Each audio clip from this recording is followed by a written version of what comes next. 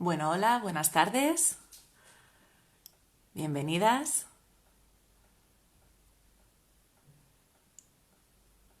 Y bienvenidos. Voy a preguntaros, ¿se me escucha bien? ¿Se me oye bien? Vamos a ir comprobando todos los posibles errores tecnológicos. ¿Se me oye bien?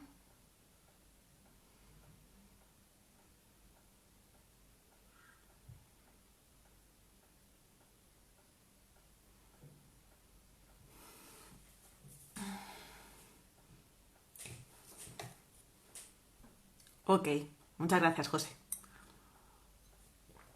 Bueno, pues antes de empezar voy a presentarme. Puede que algunas o algunos de vosotros ya me conozcáis o hayáis trabajado previamente conmigo.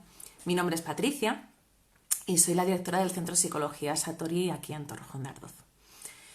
Y bueno, pues yo soy psicóloga, soy especialista en psicología de adultos, de adolescentes y también de infancia, de niñas y de niños, ¿vale? Tanto a nivel clínico, lo que entendemos como psicoterapia, como también a nivel psicoeducativo, que es lo que hoy nos concierne un poquito más entre comillas, ¿no? Porque bien es verdad que el TDAH siempre será relacionado más con el ámbito psicoeducativo, pero en realidad también está muy relacionado con lo que es la parte emocional, que luego hablaremos más tarde, que relaciona entre la ansiedad, la falta de autoestima y otras tantas cosas que también lo trabajamos en sesión de una forma más clínica o psicoterapéutica, ¿no?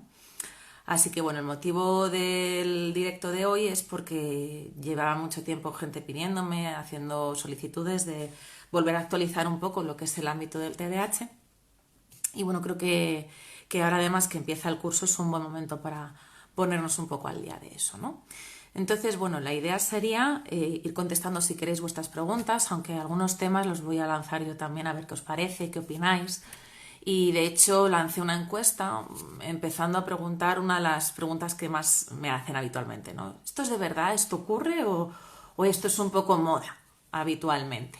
Yo os preguntaría, para que también fuese un poco más rico el directo, qué pensáis vosotras y vosotros, y que lo vayáis escribiendo y diciendo, pues bueno, qué os parece y si esto es un exceso de etiquetado o si es una moda o por lo contrario, ¿no? Es algo que realmente se le presta menos atención, valga la redundancia, de la que debería. Entonces, bueno, os voy leyendo mientras os voy contando un poco. El TDAH, hoy vamos a hablar con H, ¿vale? El de hiperactividad. Porque, bueno, según los criterios del DSM-5, que es digamos, el manual de diagnóstico clínico que seguimos los psicólogos, habría varios tipos, ¿vale? Hoy nos vamos a centrar en lo que es el tipo del hiperactivo o hiperactiva. Entonces, existir sí existe. Esto es más que real y es una realidad a la que debemos atender tanto profesionales como madres, padres y todos los profesionales también del ámbito sanitario y educativo. Entonces, esto sí es real y además tiene una base orgánica. Entonces, ¿qué diríamos que es el TDAH, ¿no? El TDAH es un trastorno neurobiológico del desarrollo. Entonces, para poder definir correctamente lo que es el TDAH, tendríamos que meternos en varios jardines, que no me quiero liar mucho para no hacer la definición muy espesa, pero primero habría que hablar qué es un trastorno. Un trastorno es un momento que no tiene que ser crónico, puede ser transitorio, en el cual yo no soy adaptativo en una de las áreas de mi vida. Puede ser en niños o niñas, puede ser el área escolar o académica, puede ser el área social, puede ser el área personal, ¿de acuerdo? Entonces, cuando estamos en condición de trastorno, significa que yo no estoy bien adaptada o adaptado en algún área personal de mi vida. Entonces, cuando hablamos de trastorno por déficit de atención, es que estos niños o niñas o adultos, porque es algo crónico, no están bien adaptados en algún área. Lo cual no significa que cuando se trabaja esto desaparezca, porque es una condición neurobiológica. Por tanto, la condición de ser hiperactiva o hiperactivo va a permanecer, que ahora explicamos qué es y en qué consiste, pero el estar menos adaptado o el tener problemas en las áreas diferentes de nuestra vida no van a estar tan presentes. Ese es el objetivo de la intervención psicoeducativa o psicoterapéutica, ¿no? Entonces también luego hablaremos un poquito más adelante con más detalle de qué esperar o no en una intervención también, qué expectativas tenemos acerca de cuando acudimos a un centro de psicología, a un profesional en el ámbito, qué tipo de resultados vamos a obtener. Entonces, en el TDAH, este tipo de condición neurobiológica hace que las niñas o los niños, en el caso de los hiperactivos, por resumir un poco lo que es la sintomatología, digamos que habría como tres grandes síntomas, ¿vale? Sería lo que es la hiperquinesia, que llamamos nosotros, es decir, una necesidad, porque es una necesidad enorme de moverse continuamente y de estar muy activos, sin parar, ¿no? Parece que tienen un pincho dentro y que no pueden casi estar sentados o sentadas. Son crías muy inquietos. La impulsividad sería otro de los rasgos típicos de los niños y las niñas con hiperactividad. Hay una falta de capacidad de autocontrol o de autogobierno, ¿no? Debido a la función diferente y más lenta en el desarrollo de las funciones ejecutivas, que luego lo explico un poquito más con detalle. Y la baja capacidad de atención sostenida. ¿Vale? ¿Qué quiere decir esto de atención sostenida? Pues lo que venimos a entender de forma más coloquial, que sería el estar concentrado o concentrada. Es decir, focalizar la atención, que no significa que no atiendan bien. ¿Vale? Una cosa es atender, lo que es, claro, a nivel coloquial nosotros entendemos que atención o concentración o focalización es prácticamente lo mismo, pero a nivel profesional para nosotros no lo es. Porque un hiperactivo o una hiperactiva atiende muy bien lo que es muchos estímulos a la vez, ahora muy poco tiempo. Donde fallan más es en la atención sostenida. ¿Y por qué ocurre esto? Esto ocurre, hay varias teorías, ¿vale? Y de hecho yo lo comentaba en los posts de Instagram, que el marco que yo quería comentar hoy en el directo y desde el que yo me muevo es desde la neurodiversidad, que es el concepto que nos dice que tenemos diferentes tipos de sistemas nerviosos, por decirlo de alguna manera, y hay sistemas nerviosos más neurotípicos, más habituales o estadísticos, y otros que menos, que ahí podrían dar cabida el TDAH, la dislexia también, el autismo. Entonces vamos a enfocarlo no desde una enfermedad, sino desde una diferencia. ¿Por qué? ¿Y por qué a mí personalmente me gusta este enfoque?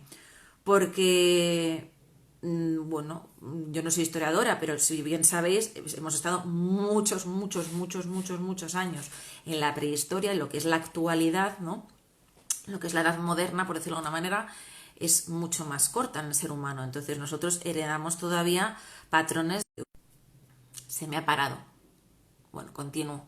Vuelvo a repetir. Han sido 2 segundos. Estaba comentando que un sistema nervioso típico de un TDAH, ¿vale? Si lo trasladáramos a la prehistoria, sería totalmente adaptativo. ¿Por qué? Porque será una persona que atendería a millones de estímulos, pero muy poco tiempo, con lo cual para estar en una selva o en una época de caza, de supervivencia, que no me cace este bicho, que voy a mirar el mamut, que voy a mirar, bueno, los mamuts creo que no, ¿no? Es decir, para atender a tantos estímulos a la vez y sobrevivir, pero muy poco tiempo, era muy adaptativo. Ahora, si lo trasladamos al día de hoy, en escuelas, en colegios, en los que tienen jornadas larguísimas y con una cantidad de deberes enorme, que por cierto, España es uno de los países que tiene más cantidad de deberes, claro, eso ya es otro contexto totalmente diferente. Y el ser adaptativo o adaptativa depende completamente del contexto en el que nos movemos. Y eso es algo muy importante para las psicólogas y los psicólogos. Todo el rato tenemos que estar muy pendientes en qué contexto nos estamos moviendo, ¿no? A nivel cultural, social, etc.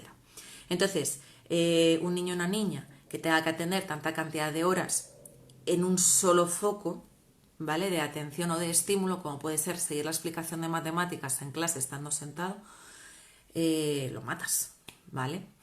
Entonces, por eso para mí el tema de la universidad es un marco que a mí me gusta mucho para este tipo de enfoque. Entonces, a mí muchas personas me dicen, bueno, vale, está bien, existe el TDAH, ¿no? Ok, pero es que ahora todos los niños son hiperactivos, es que hay más niños ahora que antes. Podría ser una pregunta trampa, ¿vale?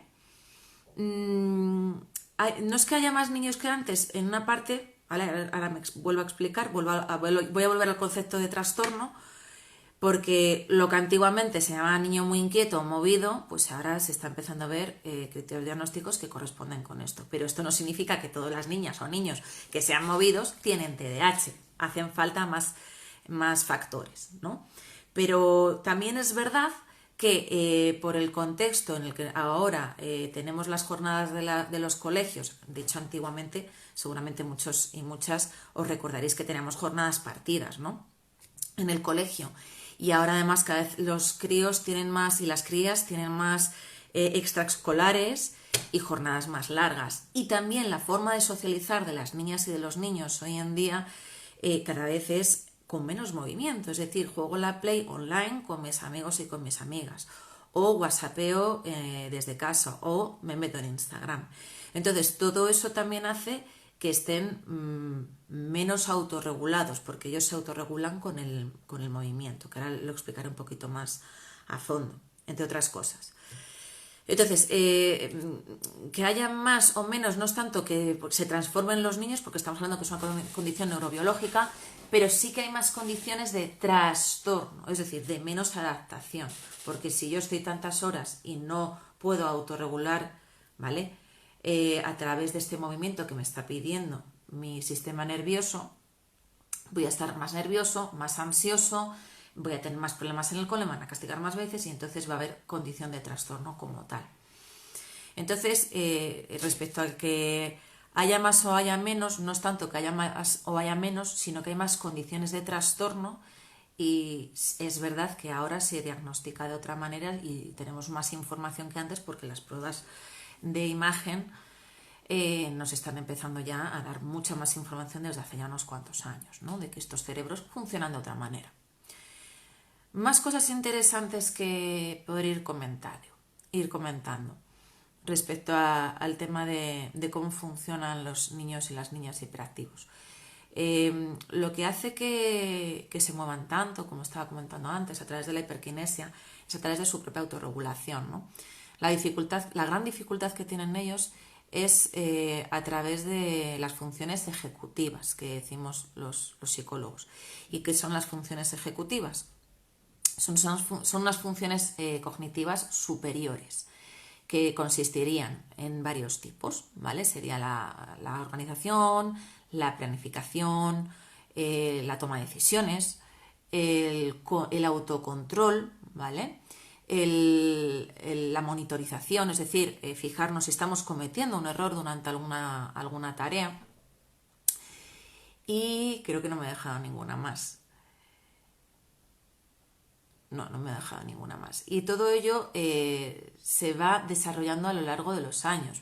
¿Cómo? Desde aquí, desde esta parte aquí del cerebro, desde el lóbulo frontal. Entonces, en este lóbulo es donde se ejecutan las funciones ejecutivas y es la parte del cerebro que tarda más en desarrollarse. Por eso, toda esta serie de características que os estoy diciendo, si os dais cuenta, no las tienen los niños pequeños, ¿no? ¿Cómo son los peques? Pues son movidos, son impulsivos y nosotros les vamos regulando y enseñando a través de su desarrollo. Entonces, los niños y las niñas hiperactivos en estas áreas, ¿vale? Más atrás en el tiempo. Entonces, te puedes encontrar a lo mejor un adolescente de 12 o 13 años que en otras áreas, a nivel cognitivo, por ejemplo, a nivel intelectual, puede funcionar perfectamente bien, pero luego a la hora de organizarse, a la hora de decidir, incluso a veces en las habilidades sociales, porque esto también afecta a las habilidades sociales, son como más infantiles y más dependientes en ese sentido. Porque muchas veces los padres me dicen, es que tengo que estar detrás de él o de ella para que no se le olviden las cosas, es que estoy harto, es que parece que lo hace aposta, ¿no? O los profes también, porque es verdad que es muy agotador acompañar en esto. Entonces, esto se va desarrollando de una forma diferente y más lenta a lo largo del tiempo y es donde ellos tienen más dificultad. También otra cosa que hemos ido, o que las pruebas de neuroimagen se han ido viendo, es que el SRAA, que sería el sistema ascendente reticular, por no meterme en mucho embrollo neurológico, digamos que es un conjunto de neuronas que conectan con diferentes partes de la corteza del cerebro y hacen que estemos alerta. Entonces, lejos de lo que pensamos, es como si este nivel de activación de nuestro nivel de alerta está un poquito más bajito. Entonces, ellos compensan hiperestimulando con lo externo. O sea, realmente su cuerpo funciona bien. Por eso digo que no es un concepto desde la enfermedad.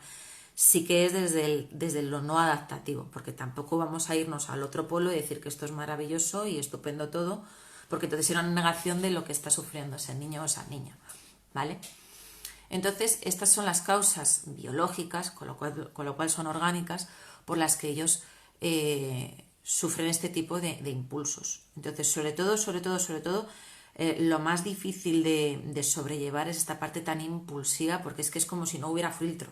Y sobre todo, cuanto más pequeñitos son, más se va a ir viendo.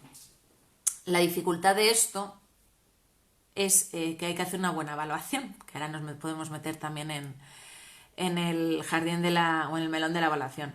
Porque también hay una cosa que se llama infancia, que tiene que ver también con moverse mucho y con ser activo y, bueno, pues lo que os estaba diciendo, con esta parte de desarrollo de las funciones ejecutivas. Entonces, ¿cómo podemos diferenciar cuando un niño es algo movido, o una niña, o no es hiperactiva y cuando sí?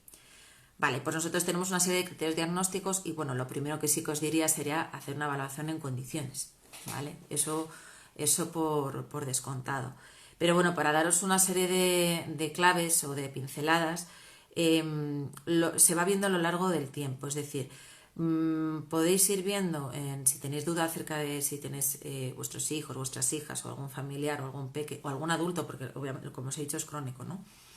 Y a lo mejor hay adultos que también a veces vienen a consulta de repente por oposiciones, etcétera, para pedir técnicas de estudio, etcétera, y luego se dan cuenta que es que resulta que no han sido diagnosticados anteriormente.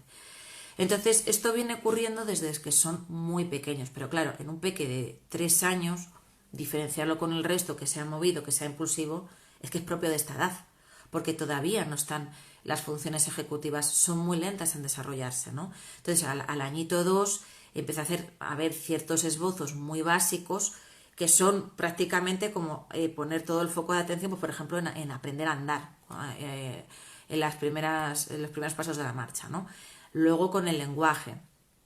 Y luego ya, pues por ejemplo, cuando ya empecemos a ver ya unos hitos importantes de desarrollo, sería en torno a los 4 años que empieza a aparecer la teoría de la mente. ¿Qué significa esto? Es la capacidad que yo tengo de ponerme en los estados mentales de los otros, que tiene que ver también con la empatía. Entonces los peques ya ahí empiezan a descubrir los estados emocionales de otros niños, empiezan a preguntar por la permanencia de ciertas cosas, que a veces cuando ha habido pérdidas de abuelos también te preguntas si es para siempre, si no, y empiezan a entender el concepto ligeramente de la muerte. Y entonces aquí ya empieza a haber un cambio, pero es pronto todavía, ¿vale? Entonces esto no significa que no hagamos nada. Nosotros, los psicólogos, las psicólogas, podemos empezar a diagnosticar o a poner el nombre ya en condiciones a partir de los 6 años. Yo suelo recomendar también que se puede hacer una evaluación a los 6, pues, bueno, y antes, ¿no? Porque hay ciertas cosas que podemos ir viendo y evaluando. Pero ya con más fiabilidad o validez a los 7, para que no haya confusión con otros problemas de retrasos del desarrollo. Entonces, a los 7 años, como dejarlo todo bien asentado y ya quedarnos como con más fiabilidad en el diagnóstico. Entonces, como os estaba comentando, en los 4 años ya empezamos a tener más pistas de que este peque o esta peque le cuesta mucho regularse, tiene despistes, en los juegos empuja mucho, las normas le cuestan, los otros peques se enfadan con él o con ella, los profesores, las profesoras ya nos empiezan a dar pistas, ¿no? Y entonces ya vamos viendo que esto se va repitiendo y es constante, ¿vale? Y en cualquier contexto. Si solo ocurre en el colegio, es que entonces podemos ver que a lo mejor puede haber un problema con el cole, pues porque puede haber alguna fobia escolar o con algún problema con algún compañero, etcétera, ¿no? O con alguna ansiedad a nivel de rendimiento. Esto tiene que ocurrir en todos los ámbitos, en todos los contextos. Vuelvo a repetir la importancia del contexto y en todo el desarrollo, en todo el tiempo, ¿no? Esto no va... No, es que, porque a mí me ha pasado a veces en evaluaciones, ¿no? Me han dicho, no, es que desde los 8 años, a lo mejor viene un adolescente o un puber con 12, 13 años y me dice, no, es que me dice la madre o el padre, es que desde los 8 años está muy impulsivo, ¿no? No, esto es desde la más tierna infancia. Entonces, a lo mejor es desde los 8 años, perdón, habría que ver en la línea de vida de este chico o esta chica qué ha pasado. Pues es que a lo mejor ha habido un cambio de colegio y en este colegio tiene un bullying. Entonces estamos confundiendo hiperactividad con ansiedad, que ocurre mucho, muy habitualmente. Entonces lo primero es hacer una evaluación en condiciones.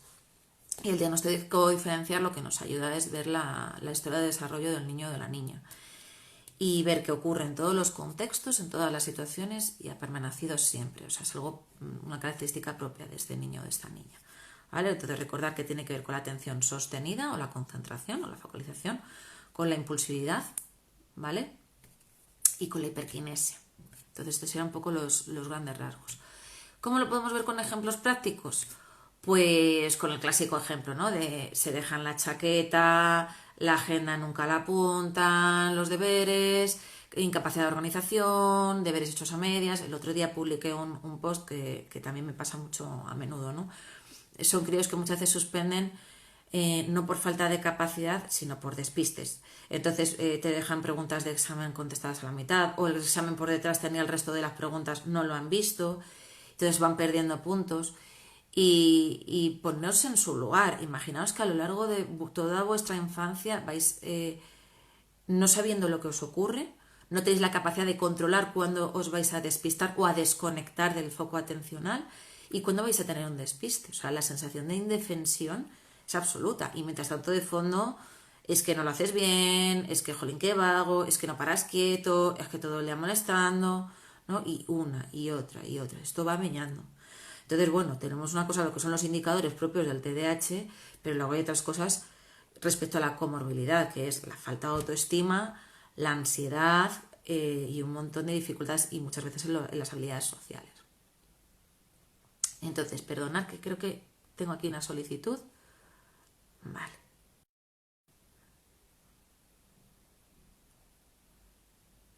Perfecto. Entonces, como os iba comentando, esta es la gran dificultad, ¿no? en esta autorregulación que tienen ellos y toda la parte, como decía, de la comorbilidad, de la falta de autoestima y de ansiedad. Os voy leyendo. Entonces no se puede detectar TDAH con 3 años, ¿verdad? Efectivamente. Esto no significa que con 3 años no se trabaje. De hecho, yo, como os he comentado antes, soy especialista de psicología educativa y de atención temprana. En la atención temprana trabajamos de 0 a 6 años. Digamos que hay dos grandes ciclos, de 0 a 3 y de 3 a 6. Y de 0 a 3 es una etapa más de 20, ¿no? Entonces, si en 3 años, por lo que sea, algo se está llamando la atención, lo mismo os digo, nunca os quedéis con la... Porque esto me pasa muy a menudo de, bueno, nos esperamos un poquito más adelante. De verdad, no es ni tiempo perdido, ni dinero perdido, ni un engaño, porque con esto de, bueno, me han dicho que sí, pero no, pero que me tengo que esperar hasta los 6. ¿Por qué? Porque se puede ir empezando a trabajar ya. Y cuanto antes se trabaje, no es lo mismo trabajar con un cerebro de 3 que con un cerebro de 6. Si yo tengo un peque de 3, que ahora si quieres, nosotros y Mía, me comentas un poco o me puedes escribir qué es lo que te está llamando la atención o te está poniendo... Repito otra vez. Si creo que hay algún tipo de retraso en el desarrollo, lo voy a consultar con un profesional. Y entonces este profesional ya va a ir estimulando, ¿vale? Para que lo que os comento, para que sea menor el desfase en el desarrollo. Y luego ya a los 6 y mejor un poquito ya a los 7 rematar, se puede ya decir si de forma oficial hay porque comentaba, las funciones ejecutivas aquí ya pegan un cambio muy grande. Entonces, si los 4 ya con la teoría de la mente empieza a haber ya algo de regulación, con los 6-8, o sea, de los 6 a 8 años es el máximo cambio en las funciones ejecutivas, en esta parte del lóbulo frontal que explicaba. De hecho, si os dais cuenta, pasamos de la educación infantil a educación primaria. Es que en los 6 años ya hay mucha diferencia en los niños, ¿no? Entonces ahí ya pues, es otro sistema educativo, ya se trabaja con más normas, los objetivos curriculares son más complejos etcétera. Esto no significa que las funciones ejecutivas solo paren aquí a los 6 años. Para que os hagáis una idea, las funciones ejecutivas pueden estar formándose hasta los 20 y 29 años. Bueno, yo he llegado a ver ya artículos que hablan de más de 20 años, mucho más porque por lo que os comento, cada cual tiene un ritmo de desarrollo diferente, ¿no? Entonces, en la adolescencia todavía siguen desarrollándose. Lo que pasa que es verdad que no es lo mismo, por ejemplo, el control de la impulsividad, que por ejemplo la flexibilidad cognitiva, que también digamos que entraría dentro de las funciones ejecutivas. El control de la impulsividad lo adquirimos antes. La flexibilidad cognitiva la adquirimos un poquito más tarde. Y seguramente incluso vosotros lo veréis en vuestra propia experiencia personal, que cuando uno o una va madurando, empieza a relativizar, a ser más flexible en la forma de pensar, en las ideas, a ver muchos puntos de vista. Eso es muy bonito verlo con los adolescentes y las adolescentes en terapia, ¿no? Como empiezan a pegar estos cambios madurativos, empiezan a tener en cuenta lejos del mito que hay acerca de ellos, de que son egoístas y tan rígidos, es bonito verles crecer en la terapia. Entonces, en los 3 años sería adecuado que pudierais hacer una evaluación y luego confirmar en los 6. Vale, os leo. Y la falta de atención también es cuando le hablas una otra vez y no responde. Puede darse a varios casos. De hecho, con 3 añitos estaría bien incluso confirmar si no tiene, porque te lo digo porque me ha pasado con casos, que no tenga una otitis. Porque yo tenía un caso de un peque que luego resultó ser que es que tenía muchos tapones y no escuchaba bien. Entonces, cuando son más peques, las evaluaciones son mucho más abiertas. Hay que ir también al pediatra, confirmar que no haya nada fisiológico que esté impidiendo esto de no escuchar bien, ¿vale? A nivel auditivo, a nivel visual, y luego también a nivel comprensivo, porque a lo mejor puede ser que haya un problema de lenguaje. Entonces, esto de no responder no solo tiene que ver con la atención, y más en esta etapa de los 3 años, porque el lenguaje todavía está ahí formándose. De hecho, hay niños y niñas que a los 3 años no hablan todavía, que hablamos de retrasos de lenguaje. Entonces habría que hacer una evaluación mucho más compleja, más abierta y no tan enfocada en descartar TDAH, sino simplemente hacerla más, simplemente digo entre comillas, hacia el nivel del desarrollo de tu hija o de tu hijo, ¿no? Sí, comprobar el lenguaje, comprobar otra serie de cosas y también junto al pediatra. Vale, mi hija la dieron en el colegio por una sospecha de trastorno de déficit de atención y sin hiperactividad. Posteriormente ha dado la cara. Epilepsia con crisis de ausencia. ¿Puede estar relacionado? Claro, en el TDA sin H es verdad que es que la sintomatología, la forma de estar de estos peques y de estas peques es de estar en las nubes. Por eso hoy me he centrado en la hiperactividad, porque es que, de hecho, ha habido pelea respecto a los criterios diagnósticos y en el DSM, porque había profesionales que decían que habría que separar ya estas dos categorías, ¿no? Lo que es la parte de con hiperactividad y el sin. Actualmente hay como 3 tipos: con hiperactividad, sin hiperactividad y combinado. Personalmente yo sí soy de las de que prefiero que se separe, porque es que son el día y la noche. Y efectivamente están como muy ausentes y dan esa sensación. Por eso es bueno en este tipo de evaluaciones descartar con los pediatras problemas fisiológicos, en este caso como sea la epilepsia. Pero no tiene nada que ver, ¿eh? O sea, la epilepsia tiene que ver con otra serie de trastornos neurológicos y el TDA no tiene no tiene que causar una crisis epiléptica. No están relacionados entre sí. Lo que pasa es que a veces los confunden con los que son inatentos, es decir, sin la H. Muchas gracias, mi hijo tiene un retraso en el lenguaje, es súper activo y no atiende, le veo mucho déficit de atención. Claro, es que tienes toda la razón, nosotros y mía. Es que el lenguaje es una herramienta de autorregulación. Entonces, aprovecho el comentario que has dicho para ir comentando más cosas. Una de las técnicas que nosotros utilizamos a la hora de intervenir con hiperactivos y hiperactivas son las autoinstrucciones, porque como esta parte que es, digamos, las funciones ejecutivas, el director o la directora de orquesta de mi cerebro que regula, ¿no? Que organiza todo, no funciona bien o va con un poquito más de atraso, necesito agentes externos que me regulen. Y lo que hacemos en sesiones con autoinstrucciones a través del lenguaje, que aprendan a pensar y regularse, porque no saben. Entonces, cuando hay dificultades del lenguaje, también puede haber dificultades de atención. Entonces, vuelvo a decir, aquí hay que hacer una evaluación completa, porque entonces sería la duda. Entonces, ¿qué va antes? ¿El huevo o la gallina? ¿Mi hijo tiene problemas de atención porque tiene retraso del lenguaje? ¿O mi hijo tiene retraso del lenguaje porque tiene... Entonces, esto aquí ya es hilar más fino y ver. Yo os comento bajo mi experiencia. Yo en los 16 años que llevo trabajando de profesión, me he encontrado muchísimos casos de comorbilidad entre, por ejemplo, dislexia y TDAH. Mogollón. ¿Por qué? Pues porque es verdad que la dificultad de atención hace que haya retrasos del aprendizaje en otras áreas. Un retraso en el lenguaje es otra cosa aparte. Entonces, en el caso de tu peque, habría que ver de qué manera está afectado este retraso del lenguaje, y habrá que verle físicamente también a nivel conductual para confirmar ese huevo gallina que va antes. Porque es verdad que esta dificultad del lenguaje le dificulta en autorregularse, y por supuesto viendo un poquito cómo se va desarrollando.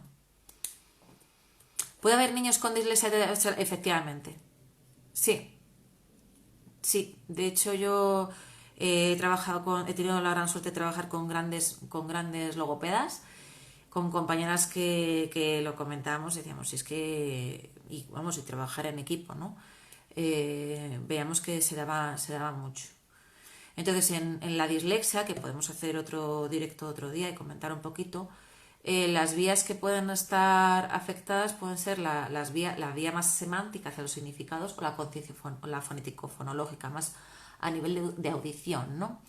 Entonces, cuando hay dificultades de atención, si afecta más hacia lo fonético-fonológico, suele estar muy unido, porque luego a la hora de escribir, si no tienen dificultades a la hora de diferenciar sonidos parecidos como la B y la D, por ejemplo, pues se nota mucho en la escritura. Y además visualmente son letras en espejo. Entonces, sí suele haber bastante comorbilidad.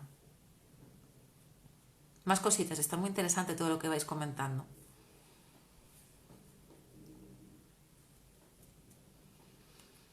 Os voy comentando también más cosas, voy diciendo, porque no me lo quiero dejar en el tintero. En el tema de pautas, no os he comentado antes que nosotros hablábamos mucho de las autoinstrucciones y cómo enseñar a los niños a autorregularse a través del lenguaje. Una condición súper importante de pauta, entre otras, es que haya una aceptación incondicional de cómo son. Y para esto no solo hay que trabajar con los niños y con las niñas, sino con los padres, porque es bastante complicado a veces sostener la paciencia. ¿Y cómo se puede diferenciar entre TDAH y TEA? Vale, pues entonces explico también aquí cómo habría que diferenciar TDAH, TEA y también, pues por ejemplo, discapacidad intelectual, diversidad funcional de otros tipos. El TEA afecta también a nivel lo que es ¿Os acordáis cuando hablaba de la teoría de la mente? De ponernos en el lugar de otro, esta capacidad empática. Esto es lo que más afecta al TEA. También, vaya tarde que llevo con la conexión. Estaba diciendo que un niño hiperactivo puede tener dificultades en la flexibilidad cognitiva, pero no tanto como un TEA, ¿vale? Un TEA la va a tener mucho más. No le saques y de hecho es la primera pauta que damos, ¿no? Apoyos visuales y rutinas. Que también todas estas pautas le van bien a un niño con TDAH, por supuesto, pero con un niño TEA va a tener momentos de crisis, además, si le sacas de estas rutinas y las severas. El lenguaje no lo tiene afectado como un TEA, ¿vale? Y la capacidad de socialización en los niños de TDAH es mucho mayor, tienen menos dificultad. La dificultad es más por el control de los impulsos, porque se saltan normas, porque se saltan la fila, porque son muy inquietos, les cuesta escuchar, pero no es las mismas dificultades que en el TEA. Y en lo intelectual pasa igual, no tiene por qué, es un criterio diagnóstico, no tiene por qué haber una deficiencia intelectual, ni muchísimo menos en chicos y chicas hiperactivos. De hecho, bien llevados a cabo y entrenados también tienen un potencial bestial, porque luego cuando ya se conocen bien pueden atender muchas cosas a la vez. Poco tiempo, porque esto va a ser crónico, como os decía, pero es cuestión de conocerse bien. Entonces también luego a la hora de elegir qué estudian, etcétera, o deportes que hagan. Ujú. Vale, vale, pues os voy comentando más cositas. Estaba hablando del tema del apego seguro, ¿no? De esta aceptación incondicional, porque os comentaba que estaba la autoestima muy tocada en peques con hiperactividad.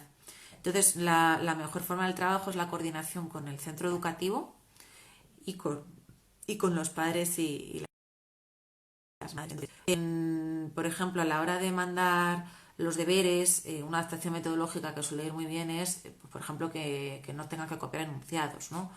O cómo tener en cuenta los fallos de la ortografía o no.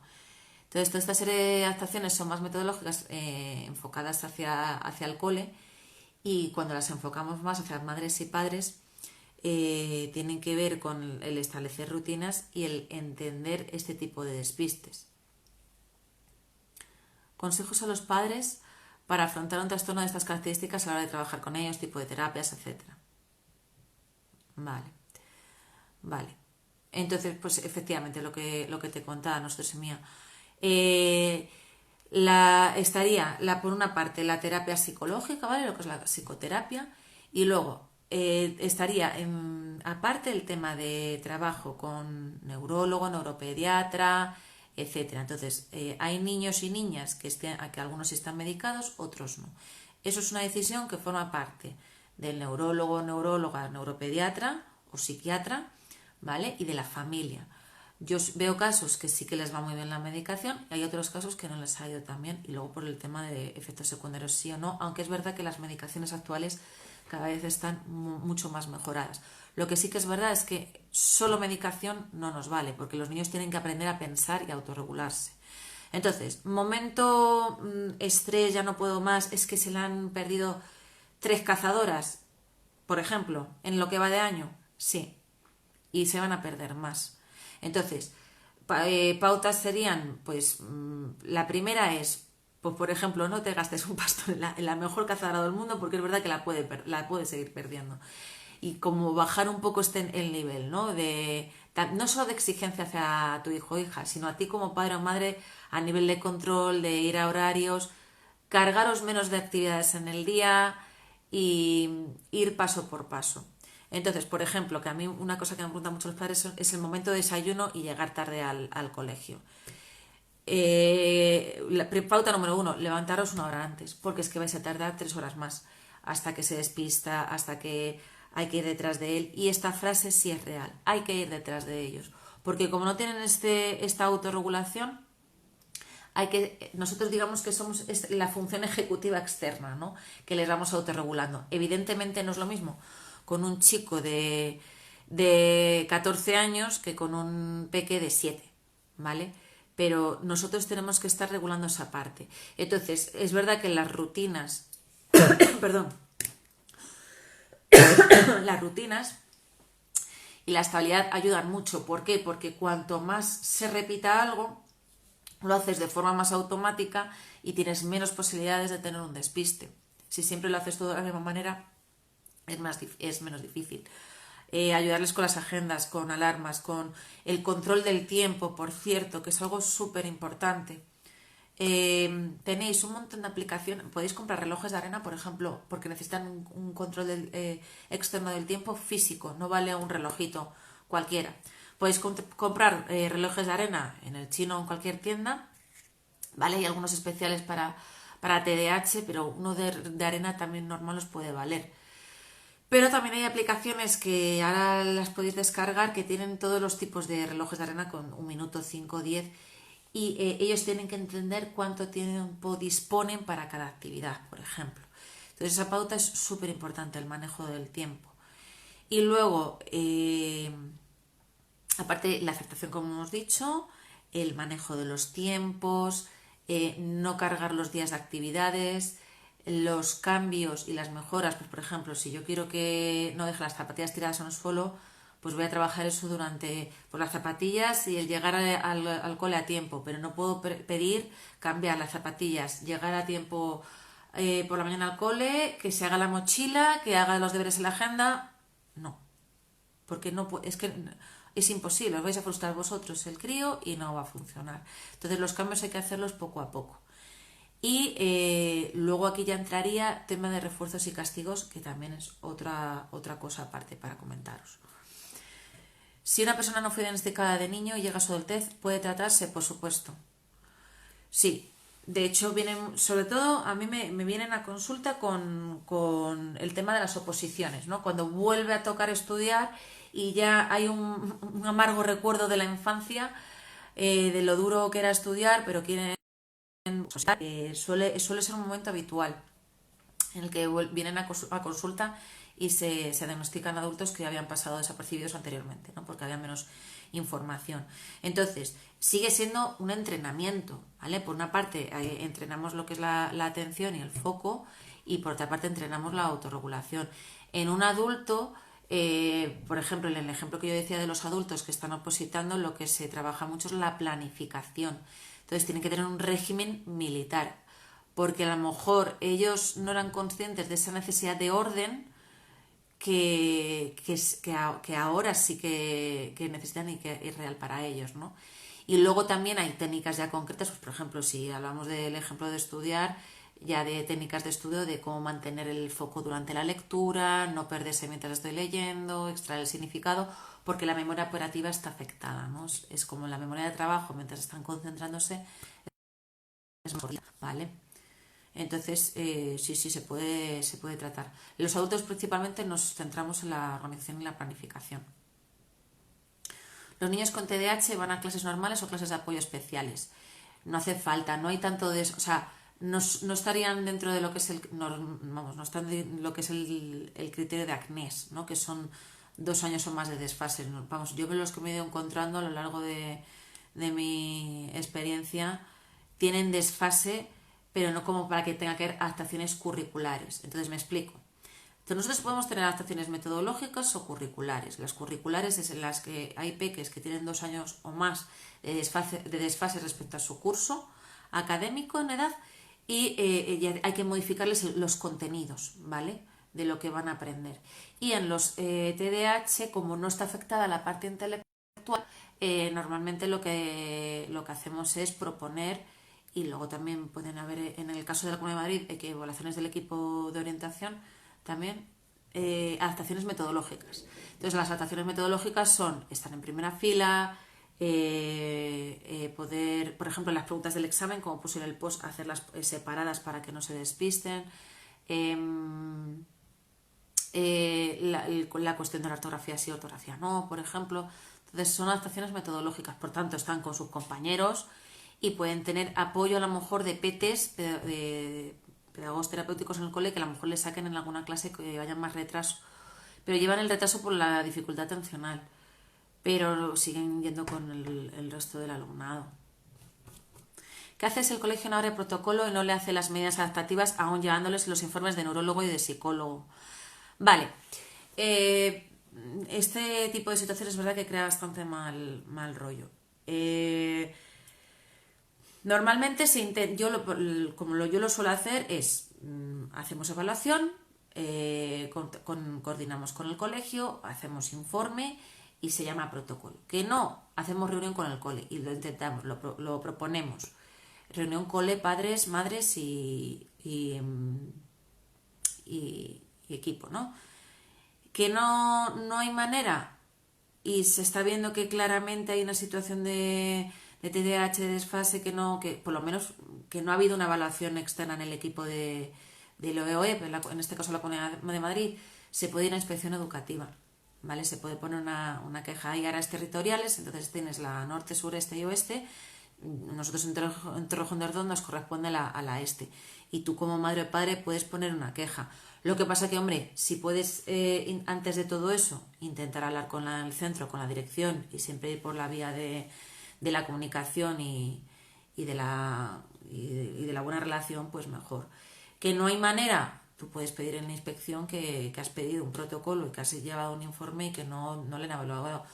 Otra cosa es que sí le evalúe el equipo de el OEP de orientación de la Comunidad de Madrid y digan que no hay TDAH y que ellos consideran que no tiene que haber adaptaciones metodológicas, porque puede haber un desacuerdo, pues por ejemplo en en el equipo de orientación y en el centro que la haya evaluado externo. Puede pasar en alguna ocasión. Normalmente no, pero podría pasar, ¿vale? Entonces, bueno, más cosas que os estaba comentando de pautas. Ayudas visuales. Hay un ejemplo que a mí me gusta mucho ponerlo con la ortografía. Hay unos cuadernitos de ortografía que yo suelo recomendar bastante, que me gustan mucho, se llaman cuadernos de ortografía ideo-visual de la editorial Yalde. Entonces, por ejemplo, estos cuadernitos a través de apoyos visuales enseñan la ortografía. Entonces, en este caso, este ejemplo sería idóneo para un niño o una niña hiperactiva, porque a través de lo visual es más fácil que atienda, ¿vale? Entonces, por ejemplo, si yo quiero decir la palabra vaca y quiero que aprenda que se escribe con V, pues le escribo la palabra vaca y en la parte de la V pues lo relaciono con algo visual que tenga esta forma de la V. Pues, por ejemplo, le hago los cuernecitos, ¿no? Hago aquí una vaquita y luego ya pongo acá. Y hay una serie de ejercicios relacionados. Bueno, pues este será un ejemplo de adaptación metodológica, o sea, de adaptación metodológica, de apoyo visual que ayudaría mucho. Entonces, cuando luego les echemos una mano a la hora de estudiar, todo lo que sea explicarles con apoyos visuales, incluso si queréis, por ejemplo, están estudiando historia, le queréis poner, o el cuerpo humano, le queréis poner algo físico y visual que les ayude, o manipulativo también, va a hacer que ellos integren mucho mejor. Las adaptaciones tienen que darlas por escrito. No te he entendido muy bien, tuyo 4. ¿Te refieres a que es el colegio el que lo hace con los exámenes y me lo puedes aclarar? ¿O somos nosotros a través del informe? Porque nosotros cuando hacemos, los psicólogos, cuando hacemos los informes, sí ponemos los tipos de adaptaciones que se llaman adecuadas. Aparte de lo que son los resultados de la evaluación, ponemos pautas por escrito y adaptaciones adecuadas para el niño. Sí, eso sí que, vamos, yo por ejemplo lo incluyo en los informes y la gran mayoría de psicólogos y psicólogas lo suelen hacer. Si no te he entendido bien, me lo especificas y te leo, ¿vale? ¿Cuánto tiempo dura en el que los niños se les quita? No se les quita, Susana. Si te estoy entendiendo bien, el TDAH es una condición neurobiológica, o sea, es para siempre. Lo que se puede quitar es el estar inadaptado, la condición de trastorno. Entonces, que sea un niño o una niña pues que pueda recuperar sus asignaturas, que vaya bien en el colegio, que vaya bien en sus relaciones sociales, que vaya bien en su autoestima, en su ansiedad, que no quiero que se me pase lo de hablar de la ansiedad y el TDAH. Entonces, lo que hablamos es en términos de adaptación, porque es como si yo nazco con los ojos azules y quiero hacerme los marrones. No, es una condición con la que yo ya he nacido. Entonces, eso ya depende de la y los recursos y apoyos con los que, porque si yo por ejemplo, me coordino con el cole y con los padres y estamos todos, o con la madre y estamos todos en equipo, vamos a tardar bastante menos que si no hay coordinación, por ejemplo, con el centro educativo. ¿Qué diferencia hay entre neurólogo y psicólogo a la hora de hacer un diagnóstico? El neurólogo, bueno, hay cosas en las que estamos de acuerdo a la hora de evaluar, pero los psicólogos nos centramos más en la parte conductual, ¿vale? Entonces, aunque los neurólogos también tienen pruebas que... test, perdón, que también se fijan en la conducta, los neurólogos tienen también, vamos, la capacidad de dar la medicación, entonces se van a fijar mucho en los síntomas más fisiológicos, ¿vale? Que es ahí cuando hacemos el equipo, en los casos de que son niños y niñas que están medicados, entonces ellos están más respecto a, pues, por ejemplo, la medicación lo que regula es más la hiperquinesia, ¿vale? Pero la medicación no te va a enseñar a cómo hacer un problema de matemáticas, a diferenciar las órdenes, a ordenarlas. Todas esas técnicas, estrategias de aprendizaje se tienen que aprender en consulta educativa, psicoeducativa, ¿vale? El centro escolar tiene que dar cada profesor las adaptaciones que le hacen en esa asignatura. Claro, va a haber que no lo necesiten más unas que otras, ¿vale?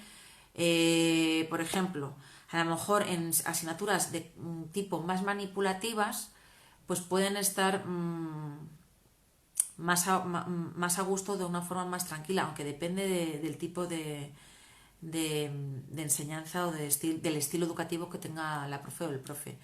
Entonces, y luego también de la motivación que tenga el niño o la niña. Si las matemáticas le aburren un montón y la educación física le encanta, pues le va a ser más fácil estar en educación física, y a lo mejor a la profe de educación física o al profe de educación física pues no tiene que hacer tantas adaptaciones. Pero sí, en cada asignatura serán de formas diferentes. En el caso, por ejemplo, del profesor de educación física, pues tendrá que permitirle, a lo mejor les pone en fila a todos y a lo mejor a él o a ella le tiene que permitir un poco más de movimiento. Entonces a lo mejor le dices, venga, Juan o Juana, vete a recoger las pelotas, vete repartiendo este material. Hay formas en las que puedes hacer que ellos vayan regulándose con el movimiento sin que sean cortantes con la clase, ¿no? Y además esto tú lo puedes negociar con la clase también, porque también todos nos ayudamos entre todos. Es una forma también de educar a los chicos y a las chicas, que puedan entender que a un compañero o una compañera se le puede dejar pues, moverse borrando la pizarra, repartiendo fotocopias, etcétera. Entonces depende un poco de la asignatura. Y luego ya asignaturas más escritas, pues lo que me comentaba antes, en textos, en las explicaciones es muy importante que pidan el feedback para comprender si lo han entendido. ¿El TDAH es considerado una discapacidad? Es decir, a la hora de ser valorado en un centro base, no. No porque, o sea, a ver, discapacidad si es entendida desde la parte que afecta a lo intelectual, no porque son adaptaciones metodológicas lo que se le está enfocando. Porque si fueran más de 2 años estaríamos hablando de ese tipo de desfase que nos vamos ya a tipo acné, que son alumnos con necesidades educativas especiales, en las que se modifica el currículo. Entonces, si no, ya tendremos que estar, porque cuando hay un déficit intelectual, hay a veces que se confunden con los hiperactivos porque les cuesta mucho también la regulación y suelen ser a veces peques muy movidos también, ¿no? Entonces también muchas veces hacen protocolos de este tipo y hay que tener cuidado con hacer los diagnósticos diferenciales bien cuando son pequeños. Es un criterio para diferenciar. Si esto está causado porque es un déficit intelectual muy grande, la autorregulación es porque no hay estrategias de razonamiento, no respecto a las funciones ejecutivas. De hecho, es más, una frase muy típica que me dicen los padres y las madres es: si es que cuando quiere puede. Y yo, claro, será mejor, la frase corregida sería: si es que cuando enfoca puede, pero es que su cerebro le va a desenfocar cada poquito para poderse regular. Y porque esas funciones ejecutivas van despacito. Me imagino que cada niño programa de manera diferente, libre. Libre Hija está en un centro en el cual la primera vez a la semana un logopeda y una neuropsicóloga tiene 8 años y no sabe leer ni escribir. ¿Será su apoyo para toda su vida? Entiendo que tienes una hija que tiene 8 años y ella está ahora mismo con logopeda y neuropsicóloga y que si va a necesitar apoyo para toda la vida. Vale, posiblemente tendría que conocer más tu caso, ¿vale? Pero cuando son este tipo de perfiles, para que te hagas una idea, Susana, son chicos o chicas o niños y niñas que van necesitando apoyos a lo largo de toda la escolarización. Por eso la psicología educativa es más transversal, no es lo mismo que ir con un peque porque tiene enuresis, pues porque se hace pis en la cama, porque eso es una intervención más corta en el tiempo. Las intervenciones más psicoeducativas, aunque también tocamos lo emocional, como he dicho antes, son a lo largo de toda la escolarización. Esto no significa que tu hija el día de mañana no sea autónoma, ¿vale? Entonces, que es otra cosa muy importante que nos preocupa, yo creo que a todos los padres y a todas las madres, ¿no? Que mi hijo sea capaz o mi hija sea capaz de valerse por sí mismo, que tenga recursos, que tenga habilidades y que pueda vivir en su casa y gestionarse bien. Entonces, no sé cuál es el apoyo que recibe tu hija, pero en el caso de los... o por qué está recibiendo este tipo de apoyos, pero en el caso de los hiperactivos y hiperactivas pueden, con recursos y con apoyos, pueden luego ser autónomos perfectamente.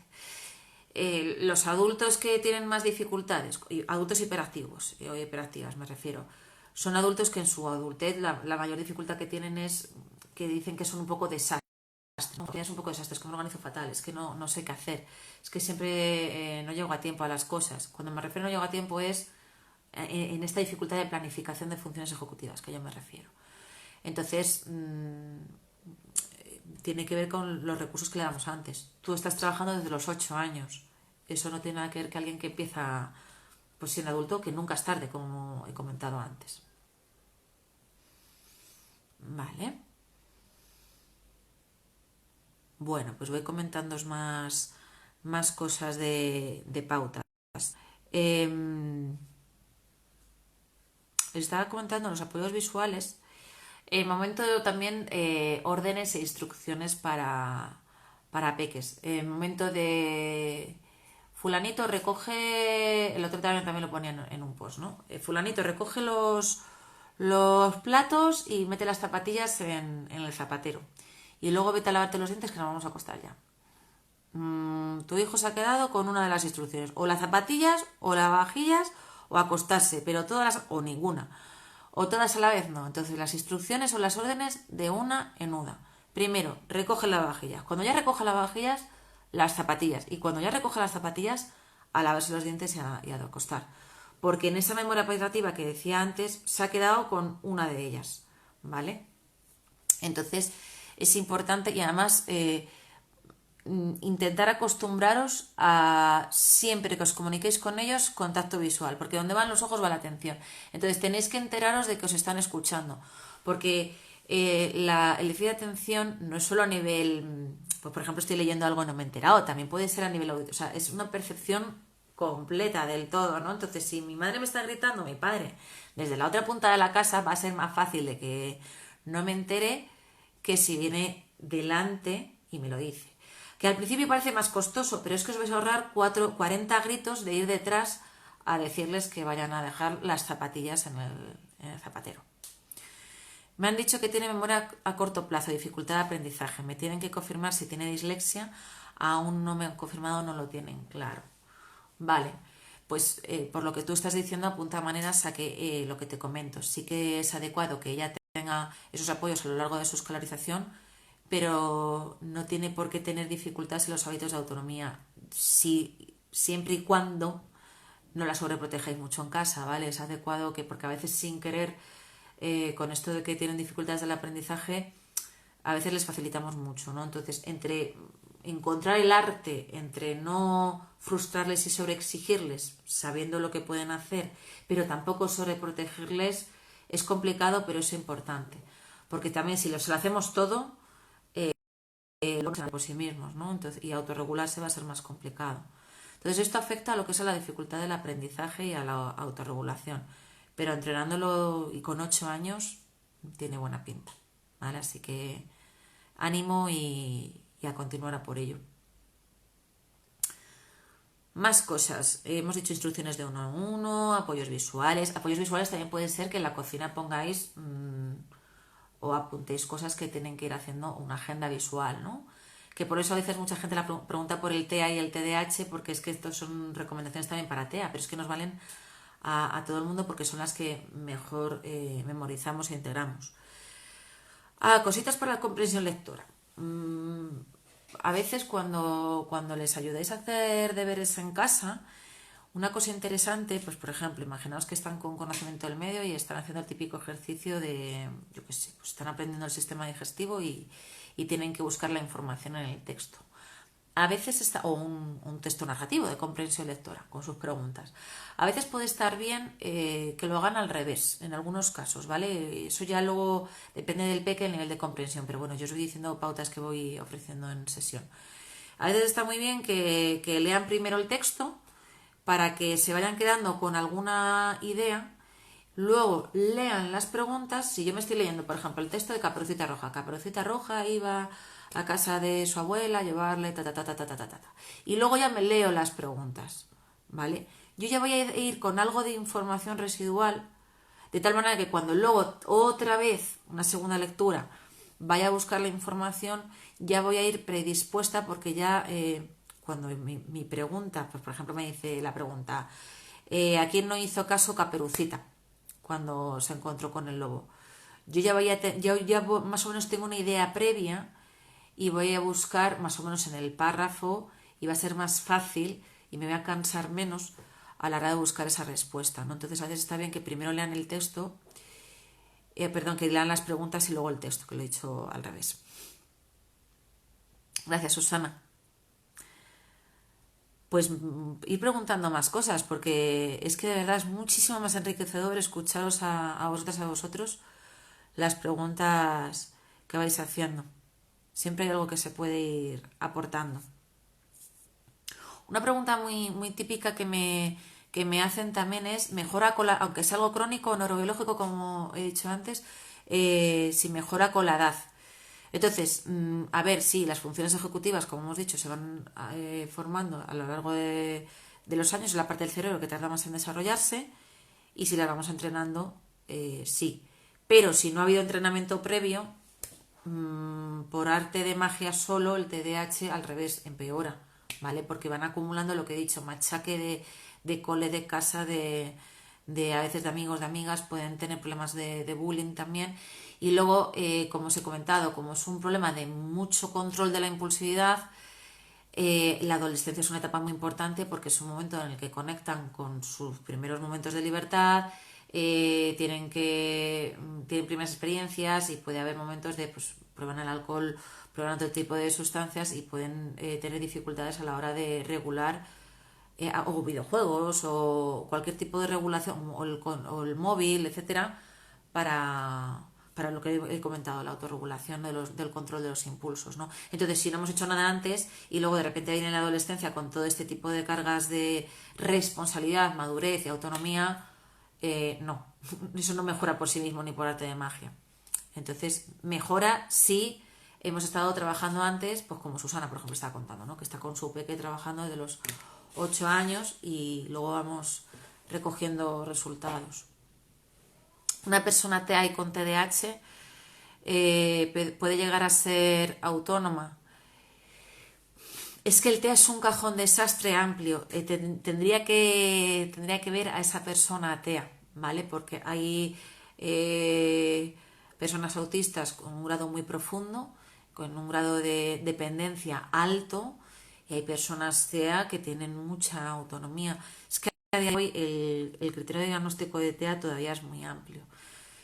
Yo creo que en unos años iremos avanzando, y dentro de lo que es todo el espectro autista empezaremos a diferenciar más. Y eso que el Asperger se ha vuelto a meter en la categoría diagnóstica de TEA, que digamos que eran los, dentro del trastorno autista, los más autónomos e independientes, ¿no? Pero hay mucho cajón desastre, entonces tendría que ver a la persona. No te daría una respuesta profesional ni adecuada si no sé cuáles son sus habilidades y capacidades, porque hay gente con alto grado de dependencia y gente que es muy autónoma.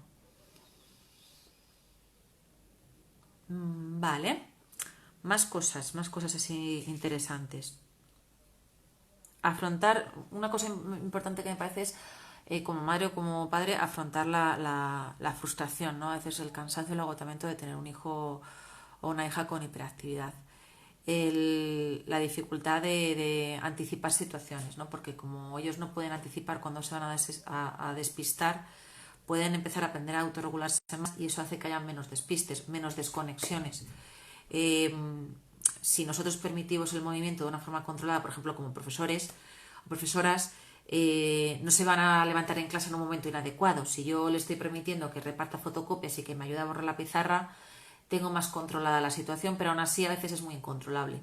Entonces, es verdad que, y esto la verdad es que yo creo que se habla poco, ¿no? Las madres o los padres tenemos una expectativa de nuestra idea de cómo vamos a ser como madres o como padres, qué modelo, ¿no? De esto de yo nunca voy a... y luego lo haces, y cómo también van a ser nuestros hijos o nuestras hijas.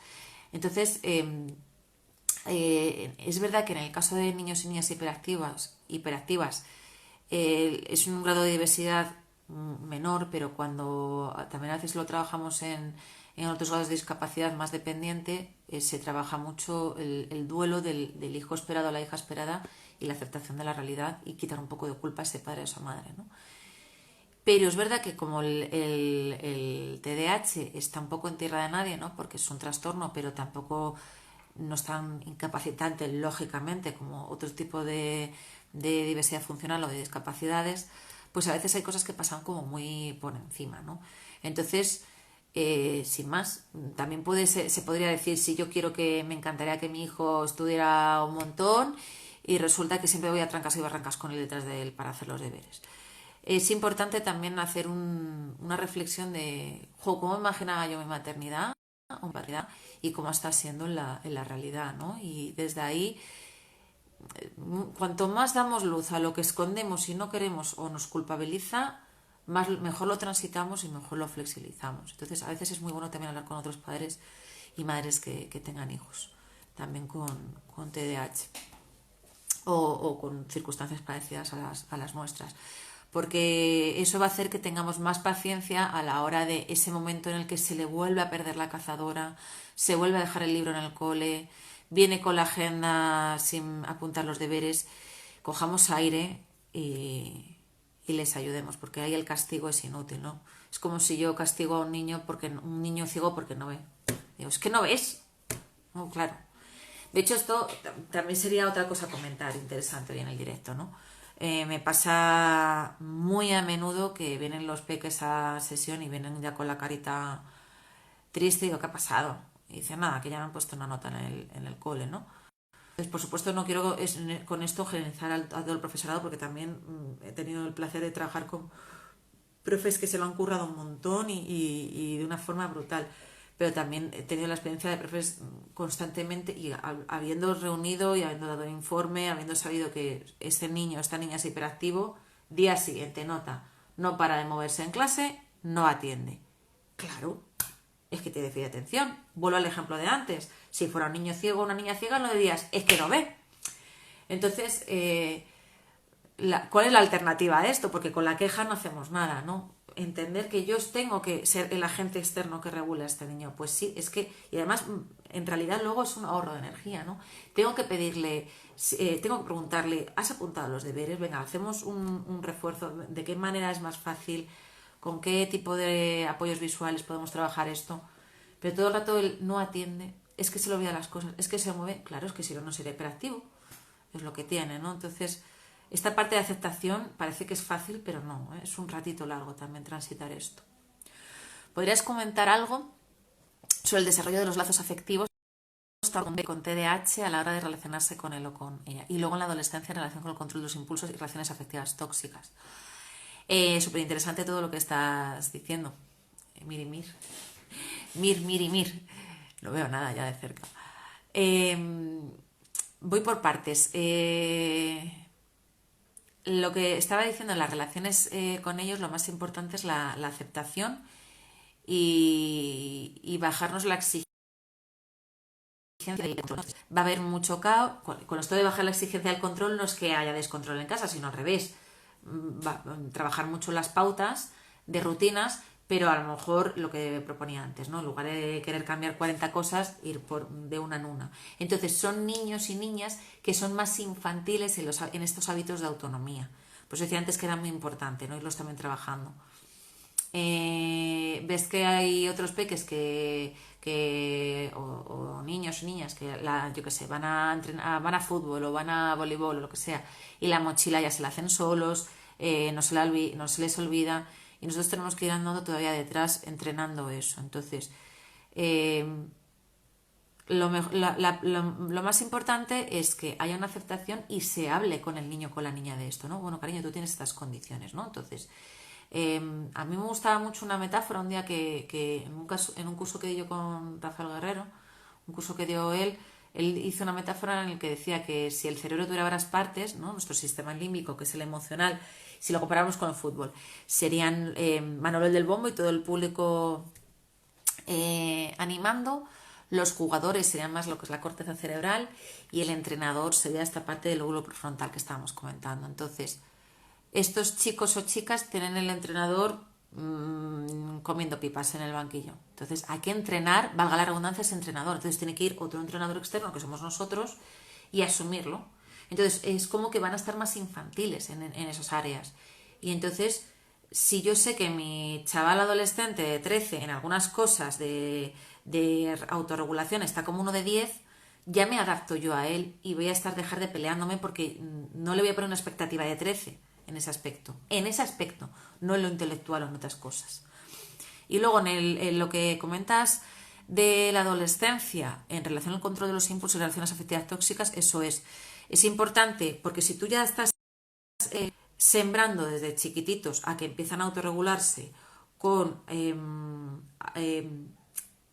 la capacidad de mantener la atención en las cosas, el disfrutar más el camino que la meta, que esto nos metería en el jardín de premios, castigos y otras alternativas diferentes que ahora si queréis comento un poco.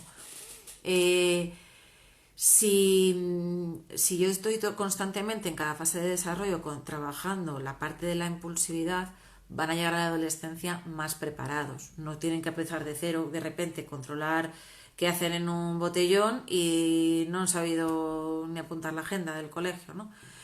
Y luego, si sí ha habido un trabajo previo, es desde el conocimiento y desde la toma de decisiones, que es de las últimas cosas también que ellos adquieren, ¿no? Entonces, la palabra aquí sería consecuencias, qué es bueno para ti, cómo es cuidarte y lo que es la confianza, ¿no? Entonces, a medida que tú te cuidas mejor, yo te doy más libertad. Veo que has llegado pronto a casa, que vienes bien, que sabes gestionar tus horarios, autobuses, etcétera. Venga, pues voy dándote más tiempo, ¿no? Yo te refuerzo con tu propia autonomía. Entonces, eso también es algo muy importante. Respecto al tema de relaciones afectivas tóxicas, eh, todo lo que puede ser relacionado con ser carne de cañón, pues para ser manipulados, etcétera, para un bullying, por ejemplo, cosas así. Todo el rato vamos a lo contrario. Si ellos son muy impulsivos, todo el rato es trabajar la reflexividad. No echarles una chapa como si fueran tontos o tontas, porque es que tienen hiperactividad, pero no es que no sepan de nada. Entonces, la mejor forma es, como se suele decir, el diálogo socrático. Entonces, pregúntales, ¿no? ¿Y cómo te sientes con este amigo? ¿Y qué esperarías tú de él? ¿Y qué es lo que te gustaría que él te dijera? ¿Y de qué manera? Entonces, la mejor forma es irles llevando con preguntas por el caminito, para escuchar también y poner más oreja, porque ellos mismos muchas veces se dan cuenta, al ser tan impulsivos, cuando repiten el discurso de forma verbal, no es lo mismo que de forma mental. Porque como os he comentado, hay que crear ese entrenador, hay que hacer estas autoinstrucciones mentales. Cuando ellos están haciendo tareas, primero hago esta parte, luego esta otra, luego separo, luego la suma, luego la resta. Y en sus relaciones igual. ¿Me trata bien este amigo? ¿Es lo que yo espero? ¿Qué es lo que yo quisiera o que espero en una relación de amistad o de pareja? Me da igual. Entonces, es separarse y aprender a pensar. Si se diese el caso de padecerlo entre hermanos, ¿cómo actúa? Sí, porque... Muy bueno, Celia. Pues porque hay un componente genético, entonces a veces pasa que puedes tener los dos hermanos o hermanas con TDAH. Pues implementar las pautas para toda la familia. De todos modos, aunque no hubiera TDAH, tampoco van mal, porque son pautas que tienen que ver todo el rato con estructurar. Entonces, todo lo que sea estructura y orden, sin tampoco ser rígidos, caer en la rigidez, es adecuado. Y si tenemos que elegir entre la estructura y el caos, mejor ir hacia...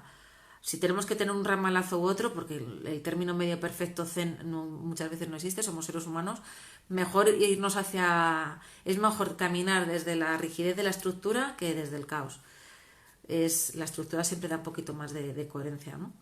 Entonces sería poner las pautas para todos. Las del pequeño o la pequeña, adaptadas al pequeño o la pequeña, y las del mayor a la mayor hacia el mayor o la mayor. Entonces todo el rato, y mucho apoyo también y mucha paciencia, padre y madre. Pero ahí yo creo que la clave también sería el reparto de tareas en casa.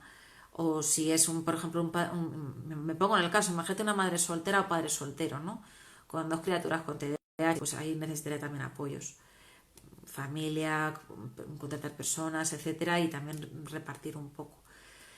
Entonces, todo el rato tiene que ver con planificar y planificarles, enseñarles a planificar. Entonces, qué toca en cada momento, horarios, agendas, horarios en la cocina, visuales, y todo eso va a facilitar mucho. De hecho, ahora cada vez venden más. El otro día hace poco vi en una papelería de Alcalá de Henares con una especie de planning con velcro y con velcro no, con telas, con diferentes telas que se pegaban y eran muy divertidas para la organización y estructuración de pequeños. No sé cómo vamos de tiempo, la verdad. No me he traído un reloj. No sé si ya hacemos la... Bueno, no soy capaz de salirme. Si me podéis chivar la hora por ahí, os lo agradecería un montón porque no soy capaz de minimizar la pantalla y poder ver qué tiempo es. Y como tengo tanta tendencia al enrollamiento, no sé si me falta alguna cosilla en el tintero que quiero comentamos un poquito de lo de la ansiedad. Gracias a ti, José. Pues si me podéis llevar las 7 gracias. Las 7:15, vale. Pues voy a ir cerrando con el tema de la ansiedad y si os parece voy a dejarlo aquí. Si os han quedado alguna duda en el tintero, podéis también escribirlo en el feed o en el muro de psicología.satori y también puedo hacer algún tipo de reel, de vídeo o de post para contestaros, ¿vale? Cerramos con el tema de ansiedad e hiperactividad. Una cosa es la ansiedad, otra cosa es la hiperactividad y otra cosa es la hiperactividad con ansiedad. Son tres cosas diferentes. Muchas veces en el diagnóstico se confunden niños porque es verdad que el TDAH existe, pero es verdad que hay un sobreetiquetado de TDAH porque a veces confundimos niños hiperactivos con niños ansiosos. Que eso sí que es verdad que cada vez hay más cantidad, ¿vale? Entonces, la ansiedad, vuelvo a decir, la diferencia de la ansiedad es que es algo puntual desde hace un momento determinado. Entonces, para daros cuenta, si estáis viendo que vuestros hijos o hijas de repente están muy movidos y antes no eran así, seguirle prestando atención y mirar a ver qué puede estar ocurriendo, porque puede ser que estén manifestando la ansiedad a través del movimiento, ¿vale? Y luego es verdad que además los hiperactivos suelen sufrir ansiedad por la falta de autoestima, por el machaque continuo que suelen tener, porque os comento, trabajan como entre 3 y 5, bueno, hay diferentes estudios, ¿no? Pero 3 y 5 veces más de esfuerzo que una persona que no tiene TDAH, porque tienen que estar sosteniendo la atención haciendo un esfuerzo sobrehumano. Entonces es habitual que tengan ansiedad. La suelen regular pues con más hiperquinesia todavía y con más impulsividad. Yo, para cerrar, diciendo algo positivo, ¿vale? También en esto de la neurodiversidad, es que tienen una capacidad enorme de trabajo con esto de que tienen que sostener tanto. Si les damos herramientas pronto a nivel de autoestima, tienen una capacidad de autorresiliencia muy grande y son muy buenos o buenas para trabajos en los que tengan que diversificar, porque como a ellos les cuesta centrarse, ¿vale? Donde ellos tienen grandes capacidades es en estar a muchas cosas a la vez. También es verdad que les cuesta terminarlas, ¿no? Pero muy entrenados en un futuro pueden ser adultas o adultos que sean idóneos para trabajos en los que tengan que estar muy diversificados, ¿no? Donde otros nos perderíamos, nos volveríamos locos, ellos lo que les va es el movimiento.